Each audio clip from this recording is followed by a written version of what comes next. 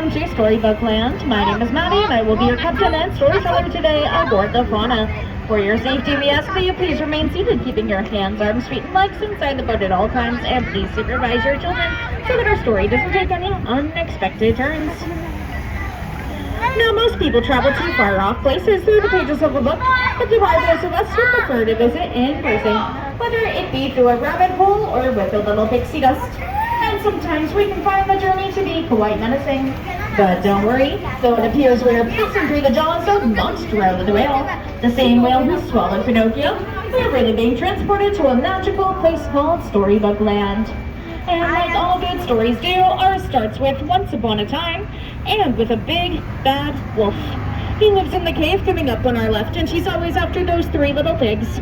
But luckily for them, they live across the way in those three houses. One made of straw, one made of sticks, and one made of guaranteed wolf-proof bricks. Now things are about to take a strange turn, as just around the river bend is the quaint English village, which is home to Alice. One golden afternoon, she followed the white rabbit down the rabbit hole and fell down, down, down into Wonderland. And things only got curiouser and curiouser from there. Our next chapter begins in London Park to our right. This is the very same park that Peter Pan flew over with John, Wendy, and Michael Darling, as they followed the second star to the right and straight on till morning to Neverland with the help of Tinker Bell's pixie dust. All of the places here in Storybook Land are quite magical, such as the city of Agrabah straight ahead. This is where a street rat named Aladdin first stumbled into Princess Jasmine in the marketplace and stole her heart. Though the two came from different worlds, with the power of love and the help of a genie, they are now married and live in the Sultan's palace to our right. Aladdin and Jasmine's story took them on a magic carpet ride to a whole new world, soaring over, sideways, and under the twinkling archways overhead, where love blooms forever.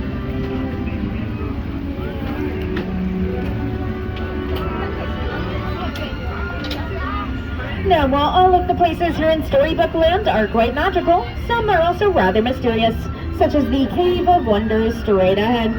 It is said that the treasure bears a curse, which can only be lifted by the genie who lives in the lamp, and rumor has it, whoever sets the genie free will be granted 3 wishes. Now let's all make a wish and see if it comes true.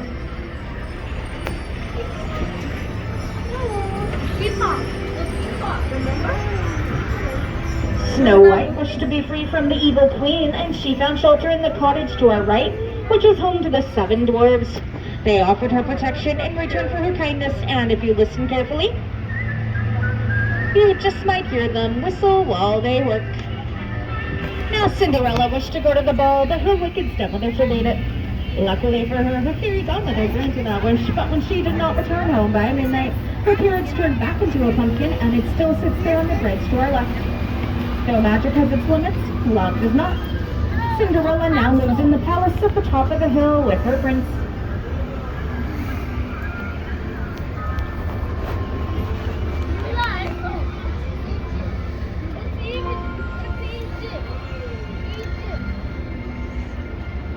Wishes can inspire dreams like the ones that come to us while sleeping on a quilted bed of flowers like the ones to our left.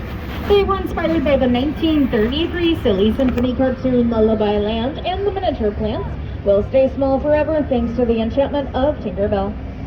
This is the very same magic that she used on the Lost Boys in Neverland so that they would never, ever have to grow up. This is what made this place a favorite of master storyteller Walt Disney, who continues to inspire our stories to this day. And in fact, Walt Disney has inspired stories like Wind in the Willows, featuring Mole, Rat, and Mr. Toad. Mr. Toad lives in that stately manner coming up on our left. But sorry folks, he isn't home right now. He's off in his motor car on a wild ride to nowhere in particular. Or stories like that of Arendelle, where sisters Anna and Elsa grew up, and where they met their frozen friends, Olaf, Kristoff, and Sven.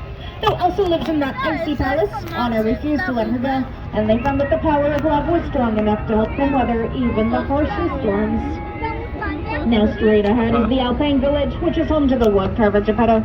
He wished upon a star for his wooden puppet Pinocchio to become a real boy, but it was not until Pinocchio saved him from the belly of Monstro the whale that the Blue Fairy granted that wish. Geppetto's wish was like that of Ariel, the Little Mermaid. She wished to walk on land to become a part of our world. It was the Sea Witch Ursula who granted that wish, and Ariel traded her fins for unsteady legs. She now lives in the palace to our right with Prince Eric. The Ariel story began in the underwater city of Atlantica to our left, where she lived in the shadow of her father, King Triton.